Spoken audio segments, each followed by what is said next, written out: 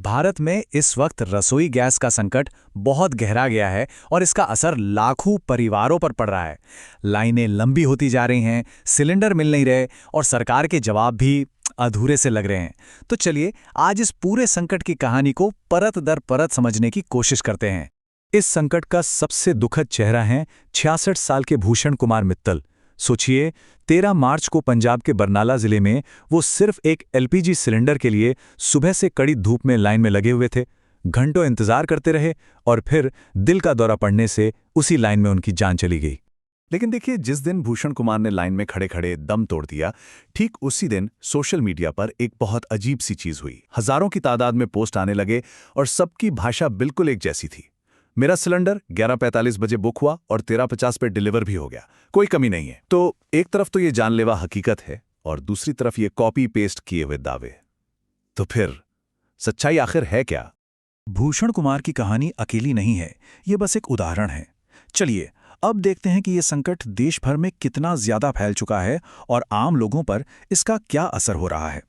यह आग सिर्फ किसी एक शहर या एक राज्य में नहीं लगी है। उत्तर प्रदेश हो, पुणे हो, नोएडा या फिर दिल्ली, हर जगह से गैस की लंबी लंबी लाइनों के वीडियो वायरल हो रहे हैं। लखनऊ में तो हालत इतनी खराब हो गई कि एक आदमी हताश होकर सिलेंडर से भरे ट्रक के सामने ही लेट गया।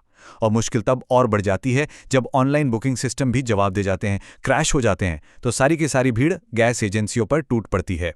और इसका असर सिर्फ हमारे आपके किचन तक ही सीमित नहीं है, देश की अर्थव्यवस्था पर भी इसका सीधा असर पड़ रहा है। बेंगलोर और मुंबई जैसे बड़े शहरों में करीब 20 से 30% रेस्टोरेंट बंद हो गए हैं और स्विगी, जोमैटो जैसे फूड डिलीवरी ऐप्स पर तो ऑर्डर्स में 50 से 60% की भारी गिरावट आई है। मतलब आधा धंधा ठप।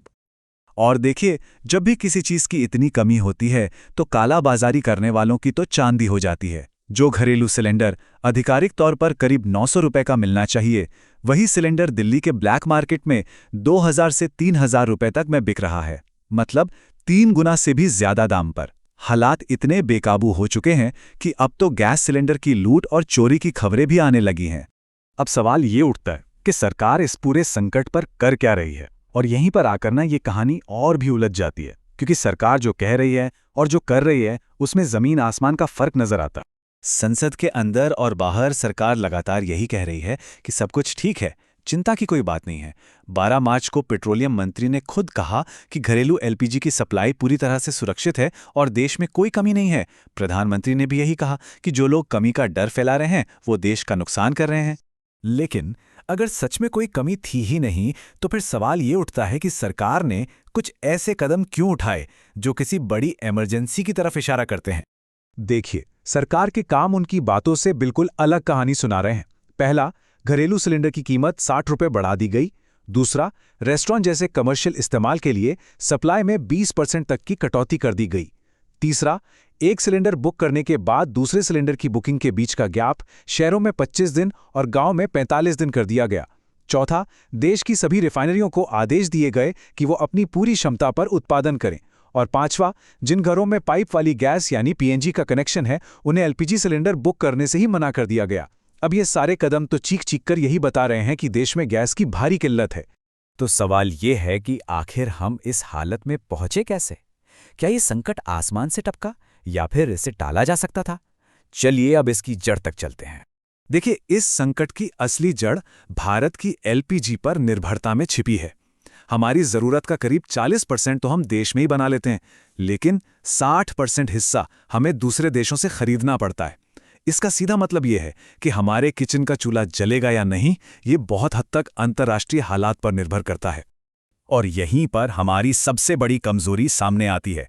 ये जो 60% गैस हम बाहर से मंगाते हैं, उसका भी 90% हिस्सा सिर्फ और सिर्फ एक ही समुद्री रास्ते से होकर भारत पहुंचता है, स्ट्रेट ऑफ होर्मुज। ये ईरान और ओमान के बीच एक बहुत ही संकरा सा रास्ता है। और हुआ ये कि हाल ही में एक अंतर्राष्ट्रीय संघर्ष की वजह से इस रास्ते को बंद कर दिया गया। मतलब हमारी गैस सप्लाई की जो जीवन रेखा थी वही कट गई। और सबसे परेशान करने वाली बात यह है कि ये कोई अचानक आई हुई आपदा नहीं थी। दुनिया भर के जियोपॉलिटिकल एक्सपर्ट्स जनवरी के महीने से ही चेतावनी दे रहे थे कि इस इलाके में तनाव बहुत बढ़ रहा है और ये रास्ता कभी भी बंद हो सकता है। लेकिन ऐसा लगता है कि इन चेतावनियों पर ध्यान ही नहीं दिया गया। और अब सुनिए सबसे ज्यादा चौंकाने वाली बात। ऐसी किसी इमरजेंसी से निपटने के लिए भारत के पास कोई ठोस बैकअप प्लान ही नहीं है। हमारे पास जो स्ट्रेटेजिक यानी इमरजेंसी एलपीजी का स्टॉक है, वो पूरे देश की जरूरत को 48 घंटे भी पूरा नहीं कर सकता। जी हां, सिर्फ 2 दिन। अगर सप्लाई पूरी तरह रुक जाए तो हमारे पास सिर्फ 2 दिन का ही रिजर्व है। तो अब सबसे बड़ा सवाल जो हम सबके मन में है, ये संकट आखिर खत्म कब होगा? लोगों को राहत कब तक मिलेगी? चलिए कुछ संभावित सिचुएशंस पर नजर डालते हैं। तो आगे क्या हो सकता है? मोटे तौर पर 4 संभावनाएं दिख रही हैं।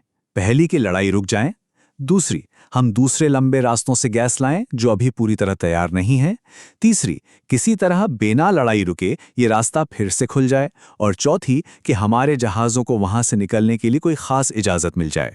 इन सभी संभावनाओं को देखते हुए एक्सपर्ट्स का यही मानना है कि हालात सामान्य होने में अभी कम से कम 4 से 8 हफ्ते और लग सकते हैं। तो जब तक हालात सुधरते नहीं हैं, एक आम नागरिक होने के नाते हम और आप क्या कर सकते हैं? चलिए कुछ प्रैक्टिकल बातों पर ध्यान देते हैं।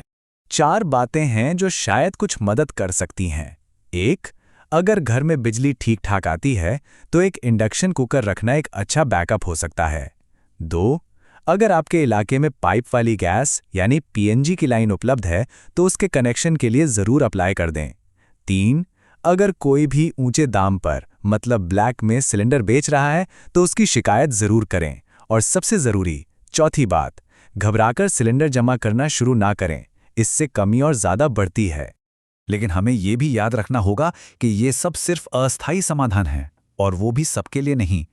खासकर ग्रामीण भारत में जहां लाखों लोगों के लिए ये विकल्प मुमकिन ही नहीं है, वहां न तो बिजली भरोसेमंद है और न ही पीएनजी की कोई पहुंच है। और यहीं आकर ये संकट सबसे ज्यादा दुख देता है। जिन महिलाओं को उज्ज्वला योजना ने चूल्हे के जहरीले धुएं से कुछ हद तक आज़ादी दिलाई थी, आज वो एक बार फिर मिट्टी के चूल्हे पर खाना बनाने को मजबूर हैं।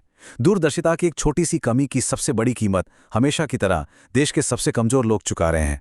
सवाल बस यही है कि इस संकट से हम भविष्य के लिए आखिर क्या सबक